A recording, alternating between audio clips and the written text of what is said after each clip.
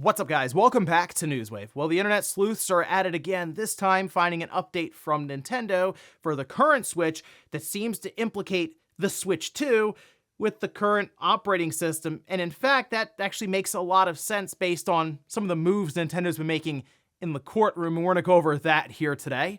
Also, we are to be talking about the Game Awards, as that's actually coming up tomorrow, and it seems like some rumors are swirling and even a ton of hype actually leading into it. Then we also have Sony, who we've discussed the idea of them maybe acquiring Kadokawa as there's discussions going back and forth. Well, it appears many investors are now betting on it. So we'll go over all of that and more. Guys, if you enjoy these videos, make sure you hit that like button. Helps out a ton. And if new here to the SpawnWave channel, make sure you subscribe down below. And of course, members for the channel do get Newswave early. If you would like to learn more about that, click the join button down below this video. And we're going to start today with Suicide Squad Kill the Justice League, which has had a rough go of it really since, well, they first showed the gameplay a while ago. It got delayed, the launch didn't go great, it's been a whole thing, but we do have an update. In fact, it appears to be the last content update for the game. We can see this posted up over on their website, and this is the Season 4 Deep Dive. However, they do go on to say that this will be the final update that they have planned for the game, saying while Season 4 Episode 8 will mark the final battle against Brainiac, all online features will continue to be available, so you'll still be able to enjoy co-op with friends as well as all previous seasonal episodic content. You'll also have the option to play the game via the new offline mode, which allows access to the main story campaign and all post-launch seasonal gameplay content without an internet connection. So regardless of how you may feel about the game, it is good to see that they're not shutting it down to the point where you can't even access it anymore. It had like the always online requirement and stuff, and that's always frustrating for games that you can technically play through by yourself without any multiplayer being required for it. And I've already seen the game go on sale to where it's $5, and at times Xbox will even credit $5. That's actually how I picked it up. I was credited $5 from Microsoft recently, and I was like, you know what, I'll use that towards Suicide Squad Kill the Justice League, because it's $5. It was like 95%, it was something crazy, 90% off or something. So good to see that at least it will stay up in the future if anyone does want to check it out at some point. Also, we do have a good update for the Steam Deck OLED in terms of availability and pricing heading into the holiday season, with actually the Steam Deck OLED refurbished systems becoming available. This is over on their website, and the pricing's pretty good. It's like more than $100 off. So you have the 512 gigabyte OLED model from Valve, certified refurbished at $439, and then the Steam Deck 1 terabyte OLED, $519. Now, the biggest thing is it's of course coming from Valve and it's certified, so it does have the same warranty as the new Steam Deck, which is typically 1 year, unless longer, as determined by your country of residence. And they do go through and say it's been fully tested. It may have some cosmetic marks, say minor ones. It also comes with a carrying case and a quick start guide, which the Steam Deck OLED at that price point, especially at the 512 gigabyte model, that's pretty good. I mean, I do like my Steam Deck OLED quite a bit. The screen, clearly, OLED, it looks really good, and the display is up to 90 hertz, so it is a bit smoother, clearly, than the 60 hertz LCD display, but I actually think it's a good pickup at that price point, refurbished directly from Valve. Don't play around with any third-party refurbishment where you may or may not get the warranty. It's worth going straight through them, and it's available now. It's in stock, whereas the other ones are out of stock, but you may want to act soon because I have a feeling these are also going to go out of stock pretty quickly, again, heading into Christmas time. Oh, and Sony did post their 2024 wrap-up for 2024 with PlayStation users, and unfortunately, the website didn't work. I'm very curious about mine in particular here. So my Xbox wrap-up was like 700 something hours, but that's a multiplayer box for me, and I capture a lot of footage. So if there are different games I may be talking about in the future, I'll just kind of capture half hour here, an hour here, and that's it. So the stats look a little weird because it's a ton of time, but then it's like, oh, you played a ton of Call of Duty, you played X-Defiant, you played like the finals, Halo, and then you played WWE, because Nate and I would play that here and there as kind of a social game. But the PlayStation wrap-up I'm interested in because I did a lot of like single-player games and other things on that platform. So hey, whenever it is up again, we'll take a look and see how I did there for 2024. And guys, with some of the quick news out of the way, let's get into the bigger stuff. Let's start right away with Nintendo and the Switch 2, specifically through an update for the current Switch firmware. Now, this was noticed over on fan boards. We can see this person, Mario, mentions that there's a small mention of BEE 006 on the Switch OS copyright notice, and it's labeled right there next to HAC 008. Now, HAC is referring to the current Switch platform that we know now. 008, I believe, is for the game cartridge, so that next to 006, it would make sense that that's also for the Switch 2 cartridge then. And actually, over on Fanboard's LIC has been following along. I've mentioned before, they're going between shipping logs and tracking stuff, trying to get an idea as to, well, how close they are to actually announcing the thing by way of just mass production and how it's ramping up and how orders and things are happening. It's that serious, really, for some people there, but still, they're enjoying it. I guess they're having fun tracking this stuff, and they've gotten to a point where they have really kind of a legend set up here of what all these numbers mean. So, for example, BEE001 is the console. We also have 02 as the adapter, the console battery for 03, and then at the bottom, the game card at 06. Now, as soon as this popped up, people started to kind of have that aha moment in their mind, like the light bulb went off. It's like, oh, is that why Nintendo has been so serious around Switch piracy, emulation, the ROM sites, people selling stuff for the Switch to help circumvent the security of the current, the Horizon OS? Is that why? Because the Switch 2 could also potentially be exploited at some point. Look, I think any system is most likely going to be vulnerable at some point to being exploited. It just takes time and effort usually. And I mean, we even see like the Xbox for the longest time, the Xbox 360 was pretty difficult. Like Microsoft put a lot of effort into trying to keep that thing locked down. It still got figured out eventually. It's just sort of the way it ends up. The issue with the Switch is it happened pretty quickly, and it was pretty easy. So I assume Nintendo will make it more difficult for the Switch too, and part of that does play into them just going around online and making it almost scary to maybe unlock the Switch. So this being part of the copyright, people are kind of putting it together as like, oh, maybe they are going to use a similar, even the same OS in some regard for the next platform. It wouldn't shock me if they did, but I think what most likely would happen is it would be built on top of that. So it's not going to look exactly the same. I assume with the new system that should be much more capable, even going back to just the amount of RAM, 4 versus 12, right? And a much newer chipset from NVIDIA with Nintendo working together with them. Yeah, I think you're going to have one that's a bit more robust, as Nintendo also sort of understands what they are, where the Switch currently sits, almost 8 years into its life and all the twists and turns that it has, because the operating system has altered and changed. Features have been added, some removed. So I'm thinking that's going to be something that will still be fast. It'll be fast to get into games, it'll be fast to navigate, but the eShop hopefully will be something that gets completely torn down and rebuilt and just a better overall experience. I'd actually like that to become more refined as part of the OS, not something you launch to then get into. Think about what you see with the PlayStation 5, where that feels like it's just part of the menu. You go into the store and it's just, you go all the way to the left, you can kind of scroll through, and it's a much more seamless experience. So certainly something to keep in mind here as we head into 2025, but let me know what you would like to see added to the current Switch OS, if they are indeed building on top of that. For the new system, what features would you like to see added, or what would you like to be refined? We'll say outside of the eShop, because that seems to be like the number one thing on everyone's list right now. Next up, let's talk about the Game Awards. Those will be taking place tomorrow night, Thursday night, and there are a lot of expectations right now around some pretty big announcements. We see more and more people starting to allude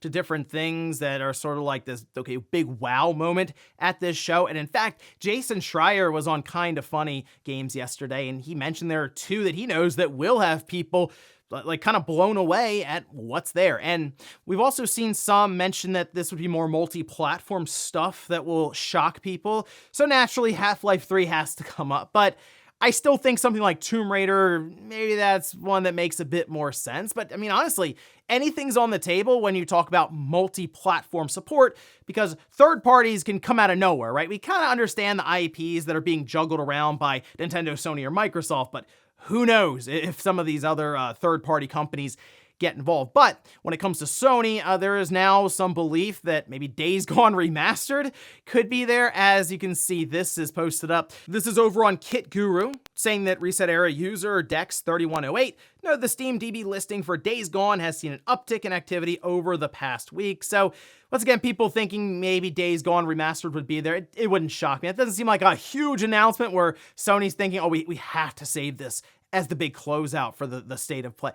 That seems like a pretty easy one to just kind of throw to Jeff Keighley, like, hey, announce this on your stage and get people looking at it again so we can just make some almost found money on a remaster that, like, I'm not a big Days Gone person. I understand the Horizon remaster, Zero Dawn remaster was actually better than expected, and sure, Days Gone might have a similar effect, but it's just not something that's going to excite me very much. But there was something else that was kind of cool. This was actually on Twitter X. You can see this from Hazelight Studios, and this is sort of a fun way to, we kind of already know what they're going to show here, but it was sort of a fun thing where they gave us a behind-the-scenes look at their studio, and Joseph Fares just, I know he's in front of the camera and playing it up and stuff. He does seem like he's just kind of having fun doing all this stuff, and he now has a bit of a connection even to Jeff Keighley's show after really making a name for himself, putting the Oscars on notice there. But we're expecting him to announce Split Fiction, as was noted by D-Labs already, so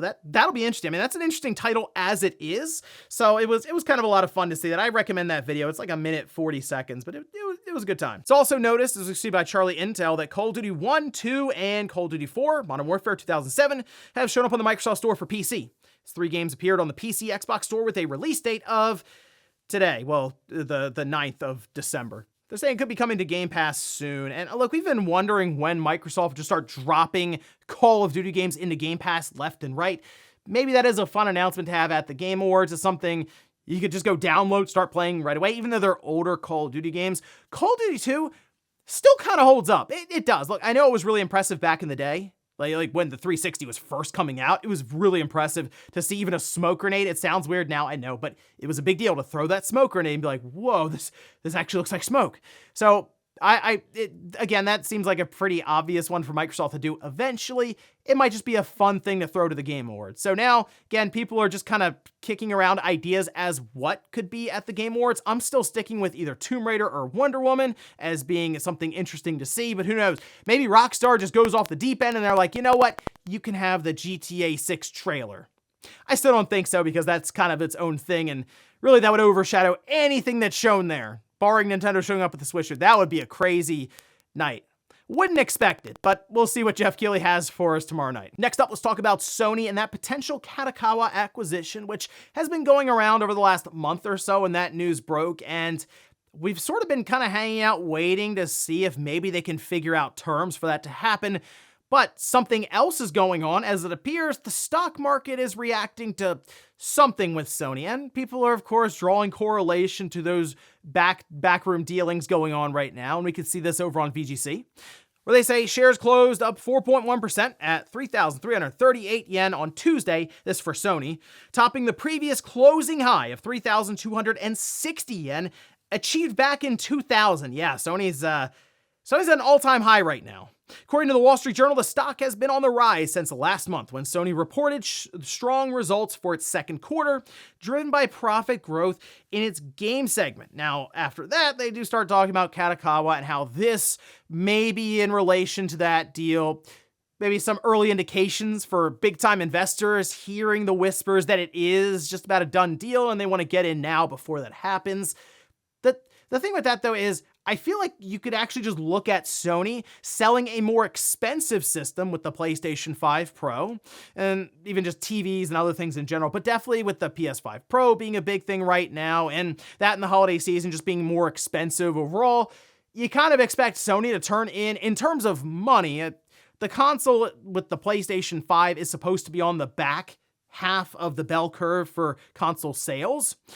you sort of expect that to be less even than last year when they start turning those results in, but I would expect Sony to actually be making more money as we go into next year when they start reporting. So you may have some just honestly front running the holiday season, and those reports coming out in, that would be February or end of January, February, when they start disclosing numbers there. But who knows, maybe some are kind of hearing about, oh wow, okay, that Kadokawa thing is going through. The anime sector is almost completely locked up by Sony when it comes to distribution. Probably should get in now before all that goes down. So, I mean, there's not too much time left in 2024 if they want to get this done in the calendar year, but they also run by fiscal years, so in their mind, it might not be a big deal if we don't get this thing done till January, but who knows? There's a lot of things they have to work out in the background as Kadokawa wants to be purchased wholly, and Sony seems to be wanting to piece them out a bit and just buy a few things here and there. And in our last bit of news, I did want to double back to a story that we went over yesterday with Funko and itch.io and Brand Shield, and it was a whole thing where itch.io went down for hours at a time, seemingly because AI decided to make it happen, but there was a response from Funko, and I just wanted to highlight that. They say, at Funko, we hold a deep respect and appreciation for indie games, indie gamers, and the indie developers. We're fans of fans, and we love the creativity and passion that define the indie gaming community. Recently, one of our brand protection partners identified a page on itch.io imitating the Funko Fusion development website. Takedown request was issued to address this specific page. Funko did not request a takedown of the itch.io platform, and we're happy the site was back up by this morning. We have reached out to Itch to engage with them on this issue, and we deeply appreciate the understanding of the gaming community as the details are determined. Thank you for sharing our passion for creativity. So they immediately are getting lit up in the comments, of course, because they didn't necessarily apologize for anything with that. And to me, it seems like it was an automated system talking to another automated system that decided to just pull the lever immediately and knock out itch.io. And that's, again, the issue is with that brand shield, that the AI stuff. Even they were kind of like trying not to necessarily blame their AI system, because if they say there's a problem with it, well, why would you be using them in the first place? That's only going to be hurting their business. So it is both sides, Funko and Brand Shield, trying to skate around an apology or even pointing fault at this AI bot or brand. It's pretty clear it messed up, and they just don't necessarily want to just be upfront about that here. But at the very least, itch.io is back up and running fine now. People are able to surf their website and buy games or post stuff. So good news there for indie developers, and I guess Funko reaching out to itch.io. Maybe they're able to work through other things in the background here. I don't know if there's compensation or anything involved, but like just in general, trying to smooth stuff out for the future as to how they can avoid this in general, because well, an automated system to an automated system, they can mess up all kinds of stuff, I'm sure, and it doesn't seem like there's a lot of fail-safes in the way or roadblocks of things just starting to go down if it decides to. And before we go to the comment of the day, we'll take a look at the poll that I posted up yesterday, where I ask, have you bought any of the PlayStation Plus premium retro titles? PS1, PS2, PSP? 81% say no. Hey, 19% say yes. You know, I was looking through some of the comments, and there are many who are like, oh, you can buy them individually without paying the crazy price for premium. Yeah, you know, I realize that Sony doesn't advertise that as much. And then some games, it wasn't the option, well, until recently, where it seemed to be sorted out with Capcom. But yeah, you can just buy the games. Like, for example, Sly 2 and 3 and Jak and Daxter got added through that PS2 emulator. Jak and Daxter was available previously just as a PS4 sort of version, but it got redone in that PS2 emulator. They're $10 a piece, and those are very good games for $10 each, and from what I've seen so far as it just released, they're running really well and they still look good. I mean, that art style back in the day on the PS2, it still cleans up nicely, and I still recommend any of those three titles. I mean, you can play Sly 1, 2, and 3 all natively right now on the PS5 and get trophies now for all of them, and it's still a blast. But yeah, you can just buy the games a la carte. You don't have to subscribe to Premium if you don't want to. Now, if you do, there's a pretty good collection now that's sort of built up, and we'll see anything else maybe they add today, as I believe this is when they should announce any of the extra and premium games that they haven't previously done with that PlayStation 30th anniversary listing. And we'll finish up with the comment of the day, as you're seeing here. This is from Theory. It says they won't emulate because they want to sell us the games back. Well, actually, that's why they would emulate PS3 games, because if you emulate and they're at least a quality product, it's hard to be less quality technically than streaming, because there's high latency and the image quality can be degraded there. if you just kind of get it to where the PS2 emulated games are now, where they clean up a bit, they control better and stuff, with PS3 games, they could absolutely sell them again for, I mean, let's face it, they might go 15 or 20 bucks, and you go, well, I did say I wanted this, so, I will go ahead and pick up that copy of Infamous, sure, or get Resistance, or, whatever there. So that's actually a reason for them to look into emulation for PS3, and the excuses are kind of out the window now. After seeing the Raspberry Pi 5 play it, Sony can get it done. Sure, it might need to be a title-by-title basis, but that's sort of what they're doing right now with PS2 games, as we're seeing kind of a slow rollout of that. Why not do it with the PS3 games as well, and probably charge even more of a premium and make more money off of your PlayStation Network that has really been a cash cow for them across the board. And ladies and gentlemen, that's going to do it here for Newswave. If you enjoyed this video, guys, hit that like button. If not, hit the dislike. Leave comments down below about everything we talked about here today. If you missed yesterday's Newswave, I'll leave it up here in a card, or maybe you wanted to spend some time hanging out with the Spawncast as we cover the past couple of weeks in gaming, I'll leave that right below it. Thanks, guys, for watching, and I'll see you next time.